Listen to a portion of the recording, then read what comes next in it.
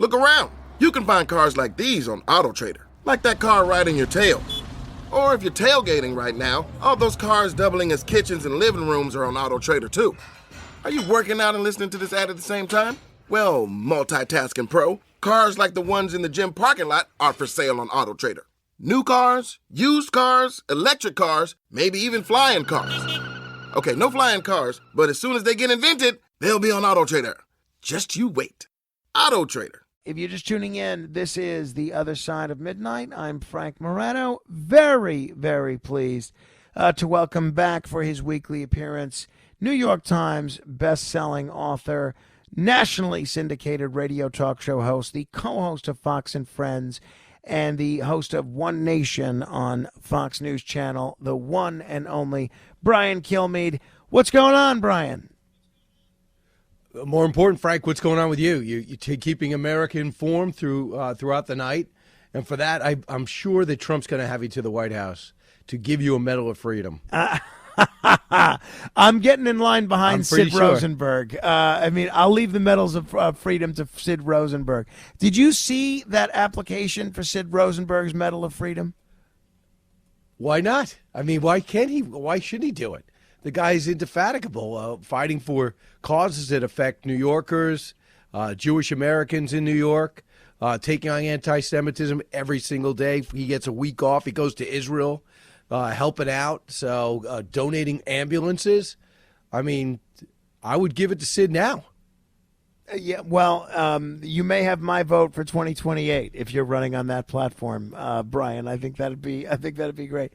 First I got to tell you, I ran into an old friend of mine the other day. We had dinner, and it turns out I've known her for a long time, but I haven't seen her in a bit.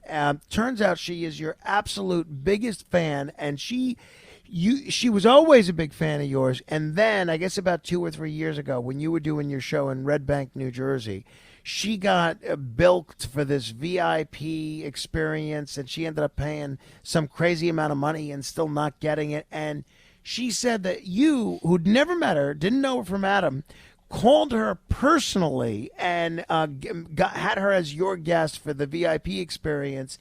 And as far as she's concerned, you should be on Mount Rushmore, because this is a story that she is going to tell for the rest of her life, and I think it says a lot for people that don't know you personally, as I'm lucky enough to, about the kind of person that you are and the kind of interaction that you have with your fans. That was really nice, and I promised her that I would mention that to you. Wow, that's a small world, right? I mean, what are the odds of that person knowing, she knowing you and you knowing her? And going to Red Bank, New Jersey, my problem, that's my biggest fear, is I go to these events, Brian, I got it, I didn't have my tickets to the box office. I went in there, it was fake tickets, or I paid for the VIP, they gave me the wrong time. And then I try to put out as many fires as I can, because that will ruin the whole thing for me. And now I gotta. Sorry. Go ahead. No, I was just saying, Jeannie Collini. No, what she was touched that not only did you take care of it for her, but that you actually called her personally, and that's a level of personal attention to detail that I think is pretty rare. Well, thanks. Tell her I remember her, and that was the coolest show. I never been to Red Bank, New Jersey. Great little town, coolest theater. That was as fun as it gets. Sometimes you wonder, Frank, because you go to New Jersey and New York, and when I get booked, even on Long Island, I'm thinking to myself, oh, this is going to be dicey, and there's going to be problems with people walking in, and people are going to be protesting, screaming out in the middle. And Red Bank, New Jersey was just fantastic. Yeah, no, it's I was not able to be there, but that theater is a great theater, and I heard rave reviews from everybody that was there. All right, let's go to the Middle East, the mess that is. The ceasefire in Gaza between Israel and Hamas is over, and we are now seeing things looking like they're ramping up pretty quickly. Give me your take, Brian, on where we are and where we're going. I think that they've been doing a lot of surveillance work during the ceasefire. I think they've been noticing where these hostages are emerging from, how these guys are moving through satellite transmission, through different cross-examination from people. And just in a certain way, I think it's going to be harder. But you know how the pagers were so precise. Everybody in Hezbollah carried a pager. They were Israeli made. They blew up at the same time. They are doing surgical strikes on taking out, right now, focusing on mid-level Hamas fighters. And listen, Hamas dropped the ball again. They were supposed to exchange that American over the weekend. Then they started asking for another 1,000 prisoners, and it's not going to happen. He's like, these guys are being insincere. And when Steve Witkoff, who's got the patience of a saint, said, I never really experienced anything like I saw over that weekend, you know they were going back to fighting. And Netanyahu stopped because Trump told him to. He's like, let's just try to get these hostages out. So they took a pause.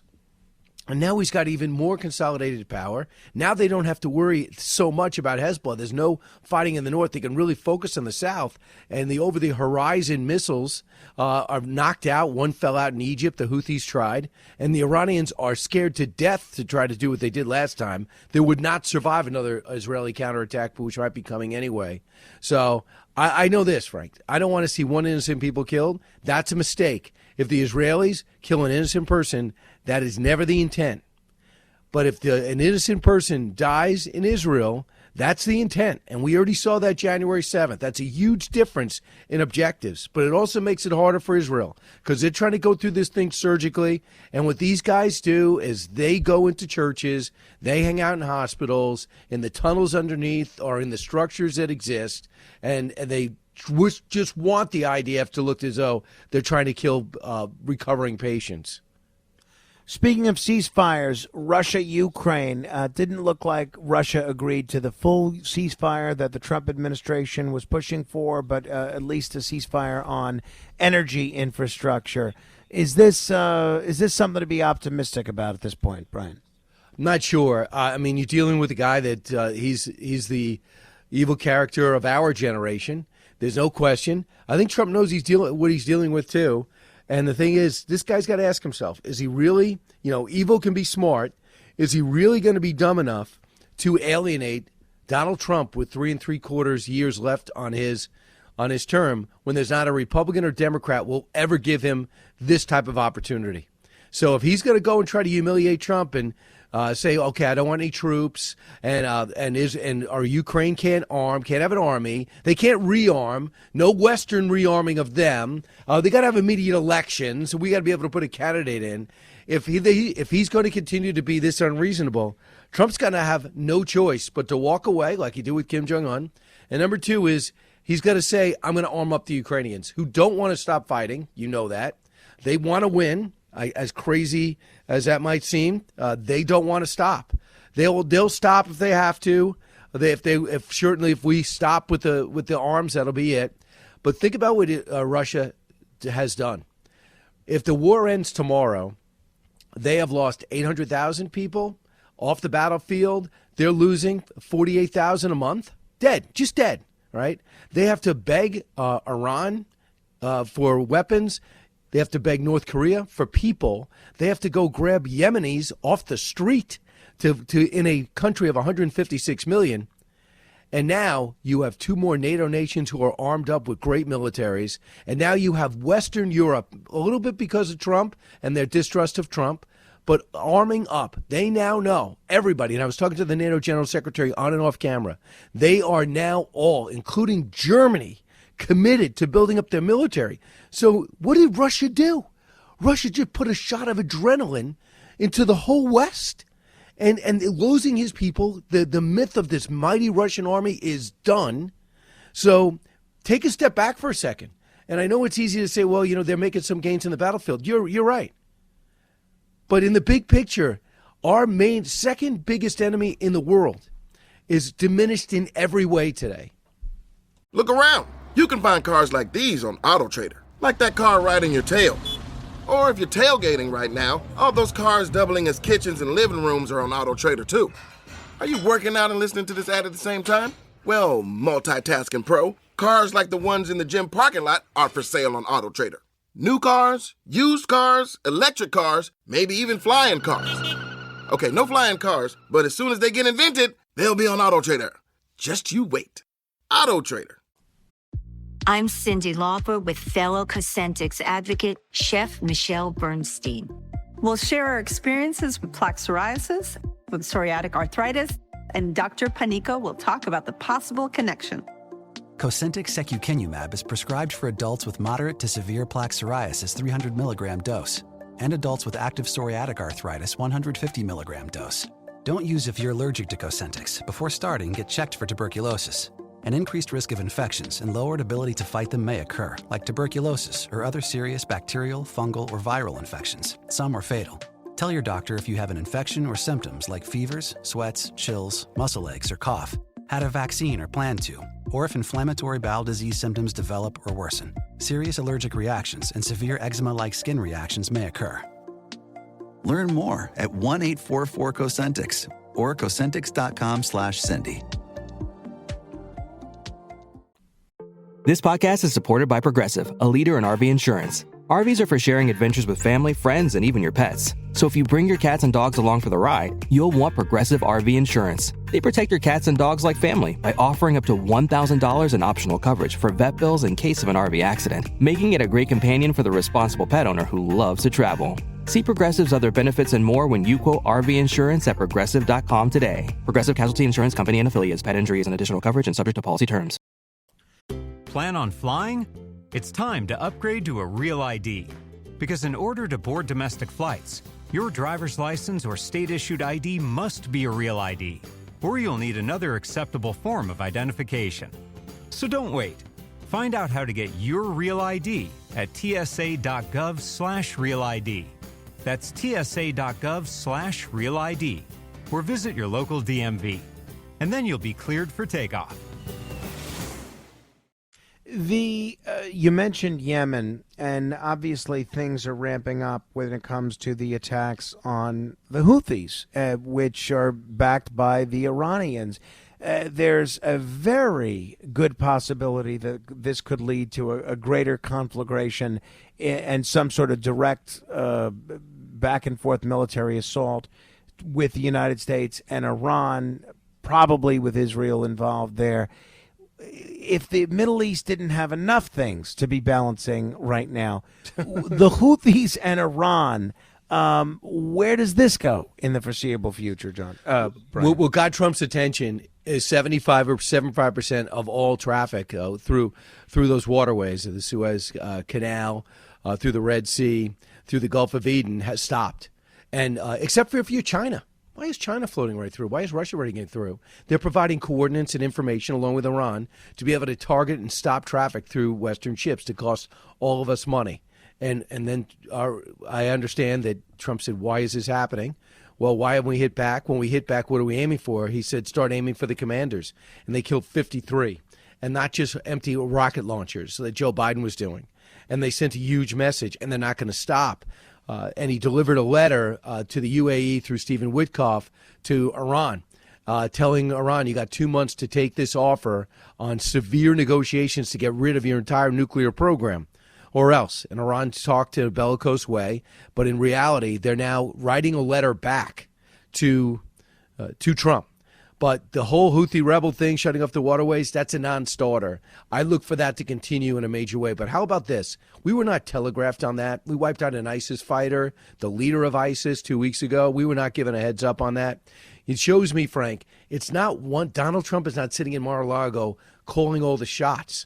He's got people working for him who basically got a mandate to do your job.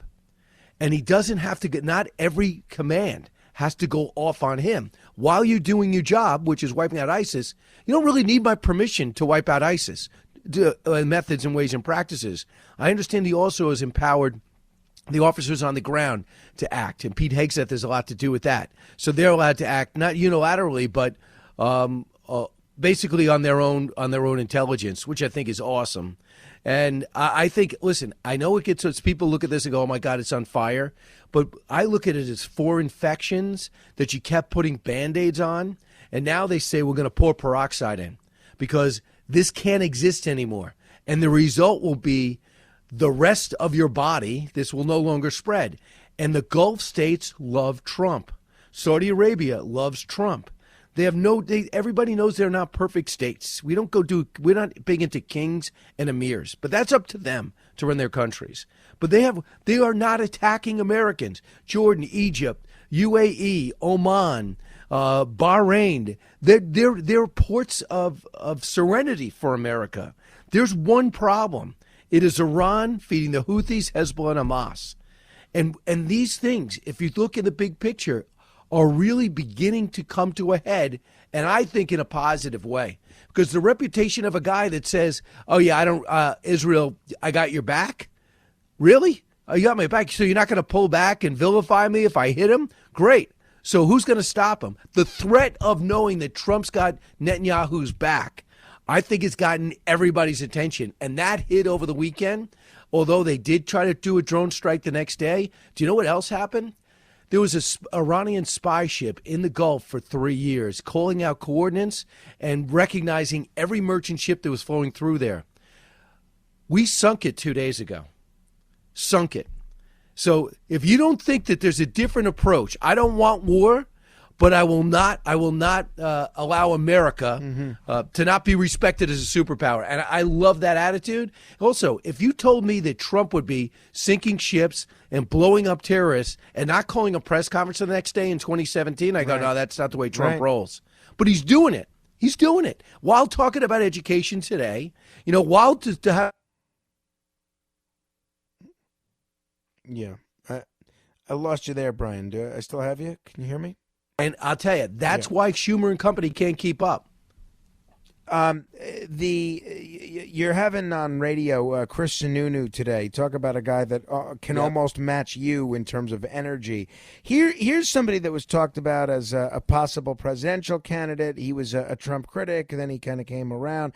What do you see as his future? Obviously, with the potential open Senate seat in New Hampshire, I know there's a lot of people that would love to see him run as a Republican there. But where do you see his political future going? I'm sure you're going to get into that. First question, and I texted him. He did not write me back. And when I originally was in contact with him when he was governor and they wanted him to run for Senate, and that would have really flipped the Senate probably in New Hampshire. Might have flipped the entire Senate if he had won.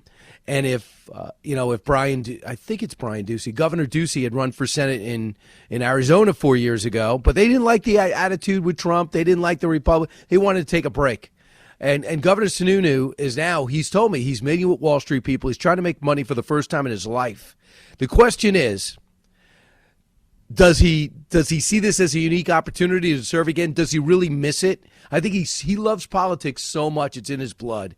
He told me his dad's getting older now, but his dad is so with it. John Sununu, former chief of staff for George H.W. Bush, he goes, I can't pick up the phone without talking to him about everything that's happening today. When he walks in the studio, this guy is so clued in. And I know that look in people's eyes when they're done. Like, Mike Gallagher is done. You cannot get that congressman from Wisconsin, the former Marine, even though he was an up-and-coming star, to talk politics. He talks global powers, China. But I think it's still in Sununu's blood. I hope he decides to run because he's still extremely popular there.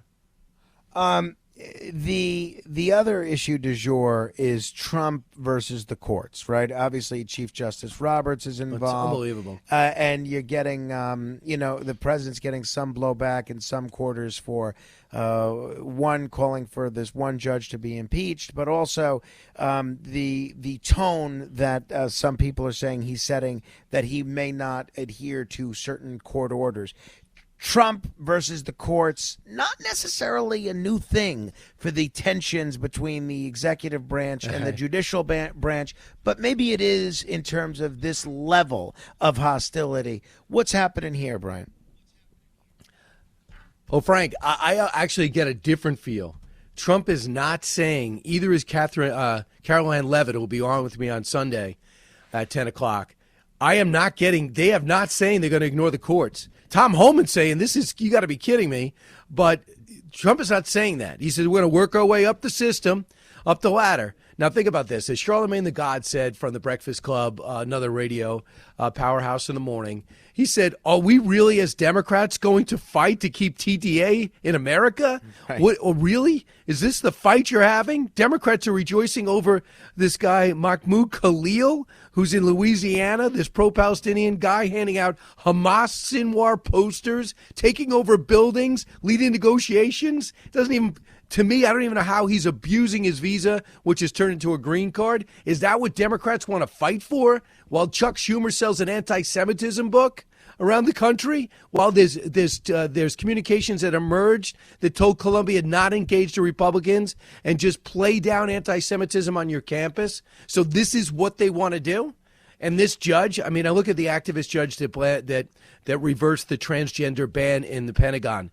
He's an activist judge. He's involved in all these projects and gives to Democratic causes. Chutkan is another one who's dying to convict Trump, can't do it. Now she's trying to stop him in courts, the EPA, from getting rid of $20 billion worth of bad green programs.